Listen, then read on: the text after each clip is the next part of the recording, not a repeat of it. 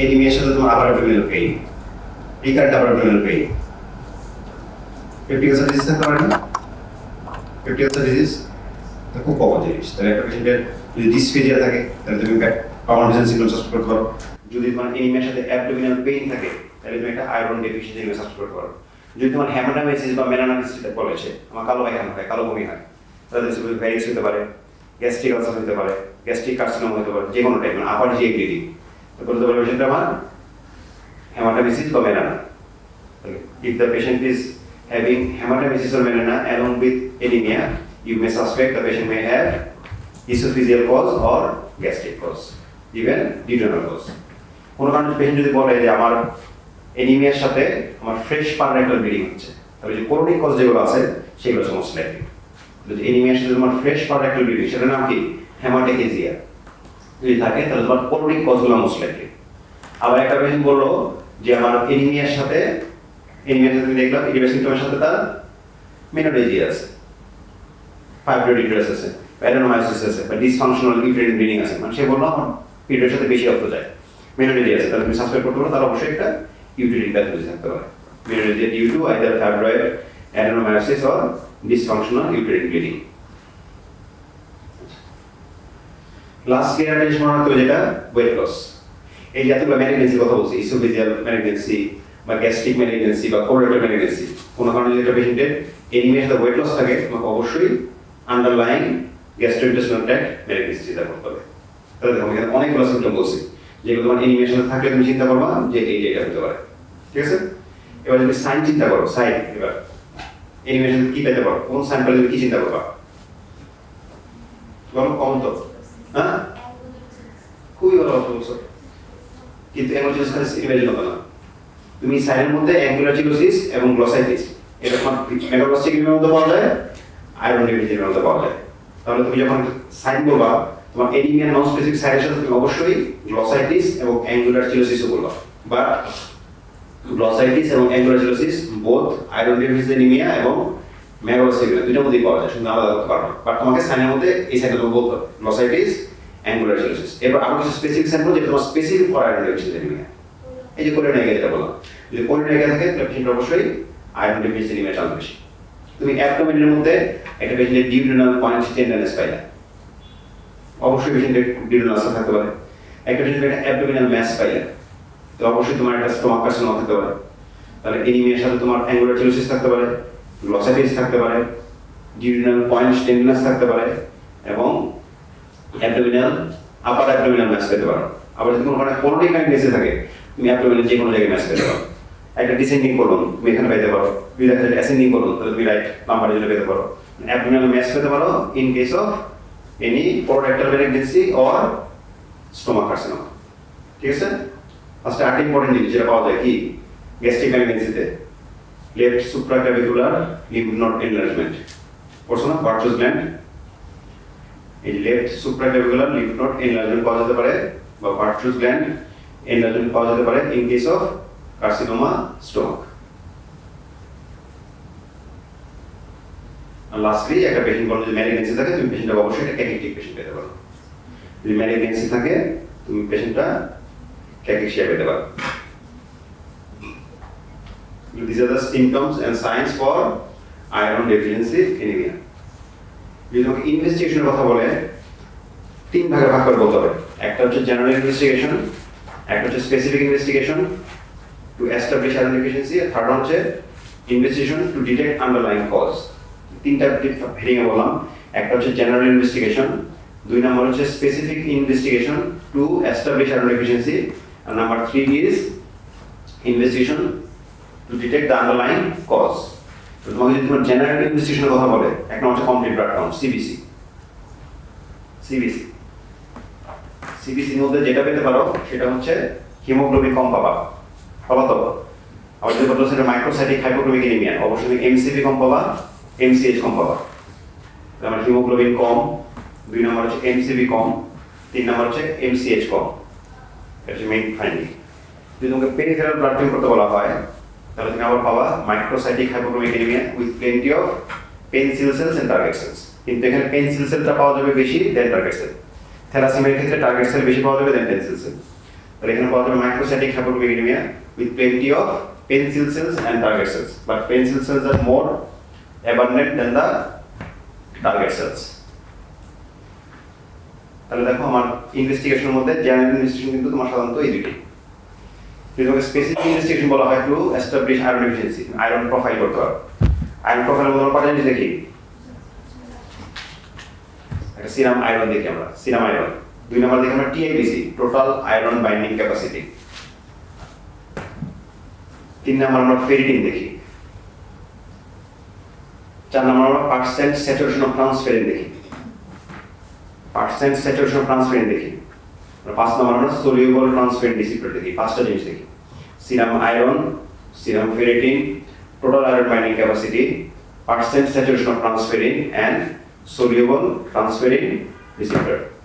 Clear? তো কোনটা ক্ষেত্রে কি হবে? যদি একটা পেশেন্ট আমার আয়রন ডেফিসিয়েন্সি হয়, সিরাম আয়রন কেমন হবে?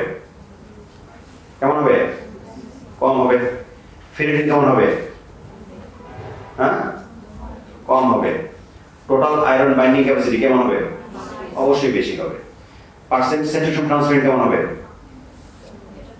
অবশ্যই কমে যাবে। আর তো বাইন্ড করে নেই। এখন একটা মনে রাখতে হবে, একটা পেশেন্টের আমরা পার্সেন্ট স্যাচুরেশন ট্রান্সফারিন আমরা আলাদা করে বের করতে পারি। Serum iron divided by TIBC into 100, এভাবে তোমার ট্রান্সফারিন স্যাচুরেশন বের করা যায়। Serum iron divided by TIBC into 100, এটা করে তোমার যে রেজাল্ট আসবে সেটা reflects percent saturation of transferrin. এবং মনে রাখতে হবে, যদি percent saturation transferrin is less than 16% হয়, 16 that is very much suggestive of iron deficiency. আর সলিউবল ট্রান্সফারিন রিসেপ্টর তোমার বেশি থাকবে। তাহলে আমার সিরাম আয়রন কম থাকবে, ফেরিটিন কম থাকবে, টোটাল আয়রন বাইন্ডিং ক্যাপাসিটি বেড়ে যাবে, ট্রান্সফারিন স্যাচুরেশন তোমার কমে যাবে ট্রান্সফারিনের, আর এটা সলিউবল ট্রান্সফারিন রিসেপ্টরটা তোমার বেশি হবে। আর পার্সেন্টেজ স্যাচুরেশন অফ ট্রান্সফারিনটা তোমার ইনডিরেক্টলি মেজার করা যায় by the following formula: serum iron divided by TIBC into 100. If it is less than 16%, that reflects the patient is having iron deficiency. Clear? এবার তোমার দেখো থার্ড নাম্বার উইং যেটা আছে সেটা হচ্ছে তোমার investigation to detect the underlying cause. বেশিরভাগ cause দেখো জিআই কজ, ঠিক না? এক নম্বর জিআই কজ হয়, তোমাকে অবশ্যই একটা মিনিটে তোমাকে জিআই টেস্ট সার্ভে করতে হবে। Endoscopy, colonoscopy, endoscopy, colonoscopy, endoscopy of the upper GIT এবং কোলোনোস্কোপি। তারপর দেখতে হবে তোমার স্টুল for hookworm and schistosomiasis, stool for worm, stool for worm, stool for worm। 3 number তুমি যদি মেনোরেজিয়া সাসপেক্ট করো তাহলে অবশ্যই একটা ultrasound of the transvaginal ultrasonography. যদি মেনোরেজিয়া থাকে তাহলে তোমার ট্রান্সভ্যাজিনাল আল্ট্রাসোনোগ্রাফি। আরেকটা ইম্পর্টেন্ট জিনিস বাদ হয়ে গেছে, সেটা কোনটা? কোনটা কি বাদ করলো? Coeliac disease. সিলিয়াক ডিজিজের জন্য তোমার একটা পরীক্ষা লিখে রাখবা anti TTG, anti tissue transglutaminase antibody. Anti বড় হাতের টি, বড় হাতের টি, বড় হাতের G, tissue transglutaminase antibody for coeliac disease.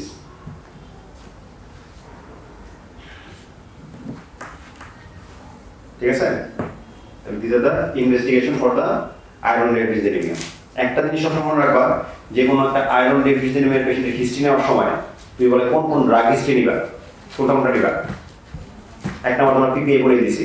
এছাড়া যদি কোনো কারণে পেশেন্ট দীর্ঘদিন যাবত এনএসএইড খায় বা অ্যাসপিরিন খায় তাহলে তো গ্যাস্ট্রিক আলসার বা ইন্টেস্টাইনাল আলসার হওয়ার চান্স বেশি থাকে। সুতরাং যখন পেশেন্টের সাসপেক্ট করবো পেশেন্টের iron deficiency along with PPI you should also take history about ingestion of prolonged NSAID therapy or aspirin therapy। এই জিনিসটা আমরা বেশি করে রাখতে হবে, আগে যেগুলো লিখে রাখবো। যেটা ড্রাগ হিস্ট্রি নিতে গেলে অবশ্যই তোমাকে পিপিআই, অ্যাসপিরিন, এনএসএ এই তিনটা ড্রাগ হিস্ট্রি তোমাকে নিতে হবে। আচ্ছা, বা ট্রিটমেন্ট। সবার মনে একটা ধারণা যে এনিমিয়া যদি এখন 6-7 পাওয়া যায়, আসলেই ব্লাড দিয়ে দাও। দেখবে এখানে গাইনি দিয়ে 27 ব্লাড দিয়ে দেয়, 28 ব্লাড দিয়ে দেয়। এখানে কারণ জানা দরকার নেই, আগে রক্ত কম, রক্ত দিতে হবে। তো ব্লাড ফর ব্লাড। আয়রন ডেফিসিয়েন্সির ক্ষেত্রে ব্যাপারটা পুরোপুরি ভিন্ন। ব্যাপারটা ভিন্ন চলে গিয়ে যদি তোমার 3টা কন্ডিশন না থাকে তুমি কখনো তাকে ব্লাড ট্রান্সফিউশন করবে না। আমাদের আয়রন ডেফিসিয়েন্সির তোমার ট্রিটমেন্ট অপশন কিন্তু 3টা, either blood transfusion or oral iron or parental iron. তিনটার জন্য ইন্ডিকেশন পুরোপুরিভাবে ভিন্ন। যখন একটা পেশেন্টকে তোমার আয়রন থিওরি ট্রিটমেন্ট বলা হবে, তার কিছু জেনারেল ট্রিটমেন্ট আছে। তুমি তাকে আয়রন রিচ ডায়েট খেতে বলবা, যেসব জিনিস একটা কালো হয়ে যায় সেসব জিনিসের মধ্যে আয়রন বেশি থাকে, ঠিক না? কচু শাক, কচুলতি, তারপরে তোমার কি বলে কলা, আনার, আপেল, যেসব জিনিস একটা কালো হয়ে যায় সেগুলোর মধ্যে প্রচুর পরিমাণে আয়রন থাকে। তাহলে তোমাকে একটা আয়রন রিচ ডায়েট তোমাকে এনশিওর করতে হবে, নাম্বার 1। নাম্বার 2,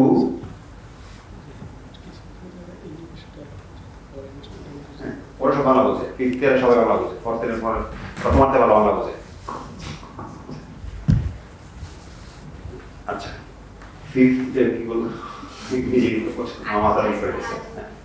আয়রন রিচ দিতে তোমার বললাম যে আয়রন রিচ ডায়েট তোমাকে খেতে হবে। 2 নাম্বার, তোমার এমন কিছু ডায়েট আছে যেগুলো তোমার আয়রন অ্যাবজর্পশন বাড়ায় দেয়, আবার কিছু কিছু ডায়েট আছে তোমার আয়রন অ্যাবজর্পশন কমায় দেয়।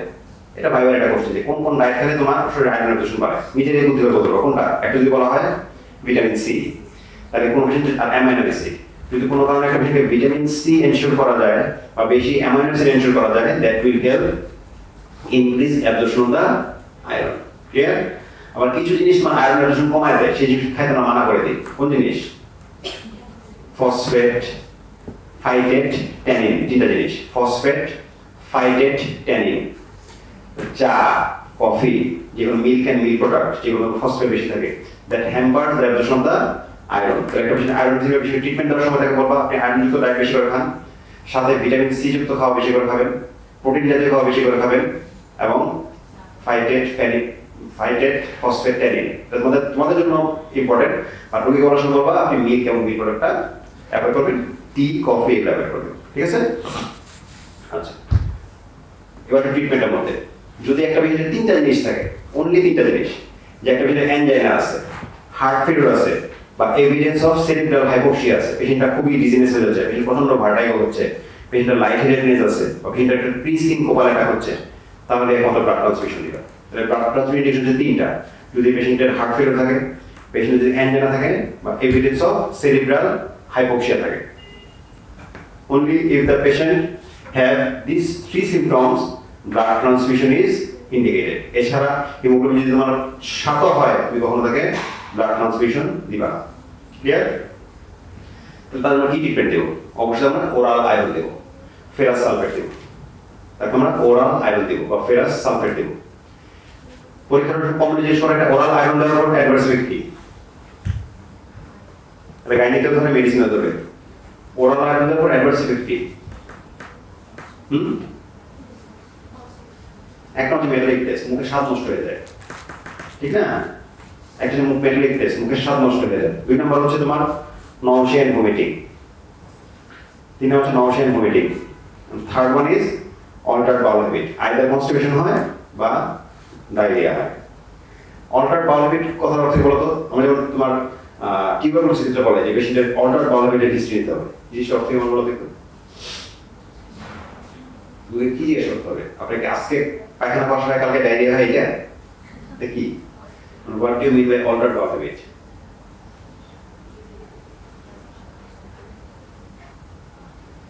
কি আজকে কনস্টিপেশন, কালকে ডায়রিয়া, পরশুদিন ডায়রিয়া, তারপর কনস্টিপেশন, এটা কি? দেখো ইম্পর্টেন্ট হিস্ট্রি, ম্যালিগনেন্সির জন্য বা টিউবারকুলোসিসের জন্য রোগীকে কি জিজ্ঞেস করতে হয়? আপনার কদিন পর পর আপনি ম্যাডাম কি বলে আপনার কদিন পর পর টয়লেটে যান? মাই গড, সে বলে কষ্ট করতে টয়লেটে যান, প্রতিদিন 4 বার করে যাই। হ্যাঁ, এবার কতদিন পর পর বড় টয়লেট করতে যান? হ্যাঁ, এটা সবাই কি ওর সাথে একমত? একমত আসলে ক্লাস নিচ্ছে। হ্যাঁ, সবাই একমত? দেখি দেখি রোগী কি জিজ্ঞেস করবা? ভাই আপনার বর্ডার পার হবে, এটা জিজ্ঞেস করবা? কি জিজ্ঞেস করবা গিয়ে? অল্টার পাওয়ার হচ্ছে তার ইউজুয়াল যে প্যাটার্ন, সেখান থেকে যেটা অপারেশন সেটাই অল্টার।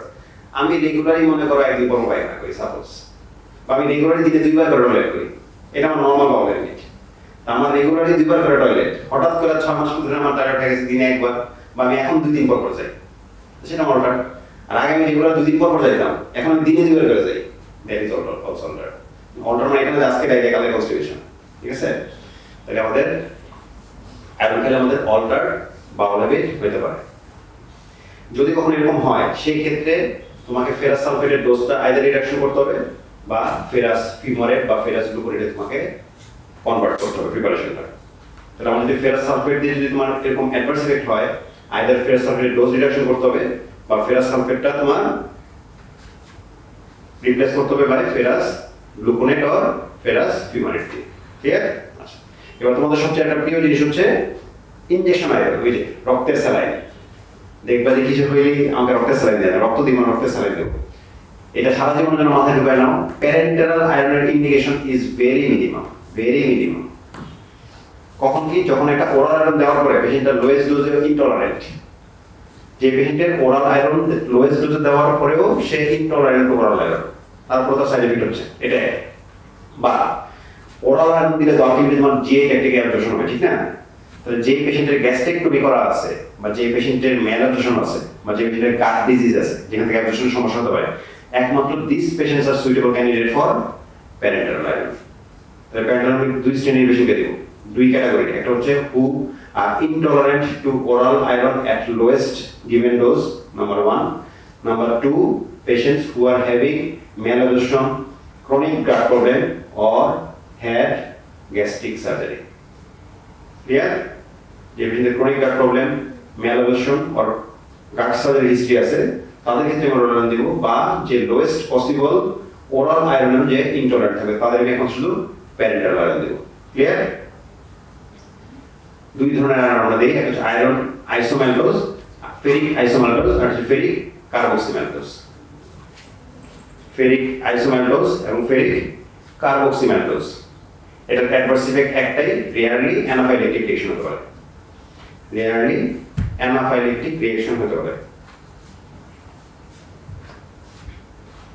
একটা কোশ্চেন খুব ফ্রিকোয়েন্টলি ধরা হয়, একটা পেশেন্ট তুমি ওরাল আয়রন দিছো বা পেশেন্টটা রেসপন্স করতেছে না, এক মাস পরে তুমি একটা হিমোগ্লোবিন করে আসতে বললা, ট্রিটমেন্ট শুরু করার আগেও আসছিল, ট্রিটমেন্ট শুরু করার পরে দেখা গেল 8.1, খুব বেশি বাড়েনি। তার পেশেন্ট বললো যে ভাই স্যার আপনি এত আয়রন দিলেন, তারপর আমার বাড়তেছে না কেন? হোয়াট উইল ইউ সাসপেক্ট যদি পেশেন্টটা নন রেসপন্ডার হয়? একটা পেশেন্ট ওরাল আয়রন তুমি দিছো but patient is not responding, what might be the underlying cause? কি হতে পারে? এখন হচ্ছে ইনকারেক্ট ডায়াগনোসিস। এখন হচ্ছে ইনকারেক্ট ডায়াগনোসিস, এটা খুব ইম্পর্টেন্ট পরীক্ষার কোশ্চেন, যে একটা পেশেন্টকে তুমি ওরাল আয়রন দেওয়ার পর কেন সে রেসপন্ড করতেছে না। এখন হচ্ছে ইনকারেক্ট ডায়াগনোসিস। নাম্বার 2, পেশেন্টটা তোমার নন কমপ্লায়েন্ট, একদিন খায়, একদিন খায় না, 2 দিন খায়, 3 দিন খায় না, patient is non compliant. Third one হচ্ছে পেশেন্টের ম্যালঅ্যাবজর্পশন আছে বা কোনটা গাট ডিজিজ আছে। Patient is having malabsorption or gut disease.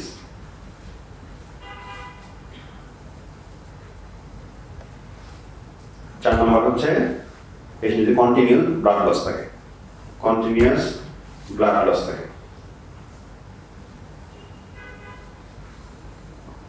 তাহলে ট্রিটমেন্টের মধ্যে যদি লাস্ট কথা যেটা লিখবা, এক নম্বরে তোমার ডায়েট দিয়ে তোমার আয়রনিশ ডায়েট খেতে হবে, সাথে যেগুলো অ্যাবজর্পশন করে সেগুলো তোমার সাথে এনশিওর করতে হবে, এবং যেগুলো তোমার অ্যাবজর্পশনগুলো তোমার কমায় দেন সেগুলো তোমার বাদ দিতে হবে।